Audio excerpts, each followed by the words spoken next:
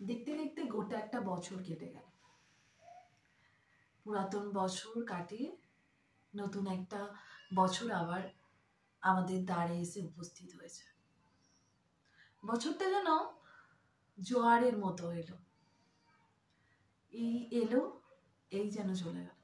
মনে হলো এই তো সেদিন যেন আসলো, কখন যে ফুরিয়ে গেল বোঝাই গেল না। কিন্তু যেতে যেতে বছরটা একরাশ স্মৃতি, সুখ, দুঃখ, ভালো লাগা, খারাপ লাগা, খারাপ সময়, ভালো সময়, সময়, অসময়, সবকিছু স্মৃতি, মুহূর্ত সবকিছু দিয়ে গেল। এই বছরটাতে দেখলাম কঠিন সময় বা খারাপ সময় কাছের মানুষের অনুপস্থিতি। হাতটা যখন খুব শক্ত করে দরকার ছিল, ঠিক সেই সময় হাতটা না পাওয়া, আর সেই না পাওয়াতেই নিজেকে তৈরি করতে পারা। যে মানুষ চাইলে নিজের সমস্ত সমস্যার সমাধান নিজেই করতে পারে, বা নিজে সমস্ত কিছু যে প্রবলেম বা সমস্যা সে নিজেই মোকাবিলা করতে পারে বা কাটিয়ে উঠতে পারে। এই বছরটাতে দেখলাম নিজের কাছের মানুষদের বিভৎস রূপটা। কাছের মানুষ সেজে থেকে তার পিছনে তাদের মুখোশধারী সেই বিষধর সাপের মুখোশটা। বছরটা অনেকখানি সাহায্য করেছে, অনেকখানি শিক্ষা দিয়েছে মানুষকে চিনতে, নিজেকে তৈরি করতে, মানুষের সাহায্য ছাড়াই কিভাবে নিজের সমস্ত সমস্যা সমাধান করা যায়, নিজের সমস্ত কঠিন সময় বা সুসময় কিভাবে পার করা যায়, অন্যের ওপর সবসময় ডিপেন্ড না করা, নিজের কাজগুলো নিজে নিজে সেগুলো করতে পারা, এক্সপেকটেশন অন্যের প্রতি বেশি না রাখা। কারণ এক্সপেকটেশনই আমাদেরকে সব থেকে বেশি হার্ট করে।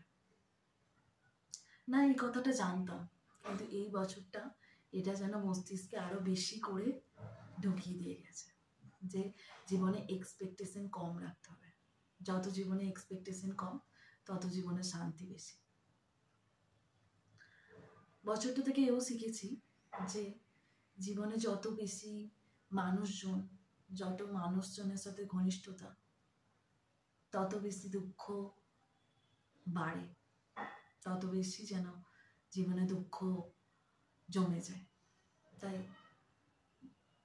জীবনে মানুষ থাকুক, গুটিগত মানুষ থাকুক বা রিয়েল মানুষ থাকুক, ভিড়ভাট্টা থেকে কিছুটা সরে এসে একা মতো বাঁচতে বা বাঁচার মধ্যে শান্তি খুঁজে পাওয়া, বা একা থাকার মধ্যে সুখ খুঁজে পাওয়া। একাকিত্ব বা একা থাকা কতটা শান্তির বা সুখের, কতটা আনন্দ, এটাও বুঝতে শিখেছি, বা একা থাকার মধ্যে আনন্দ উপভোগ করতে শিখেছি। কিভাবে একা একা আনন্দ করা যায়, কিভাবে সময়গুলো উপক্রম করা যায়, এগুলো শিখেছি। আসলে এই বছরটা একটা নতুন আমি সৃষ্টি করেছে, একটা নতুন আমি তৈরি করেছে, যে নিজে নিজে সমস্যা সমাধান করতে পারে, একা চলতে পারে, একা বাঁচতে পারে। বছরটা এও শিখিয়েছে যে নিজেকে নিজে ভালো রাখাটা নিজের দায়িত্ব এবং কর্তব্য।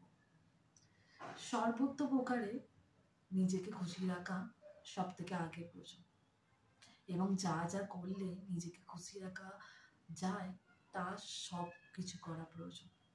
কারণ মেন্টাল পিসটা অনেক বেশি গুরুত্বপূর্ণ। তো যেতে যেতে বছরটা অনেকখানি শিক্ষা দিয়ে গেছে,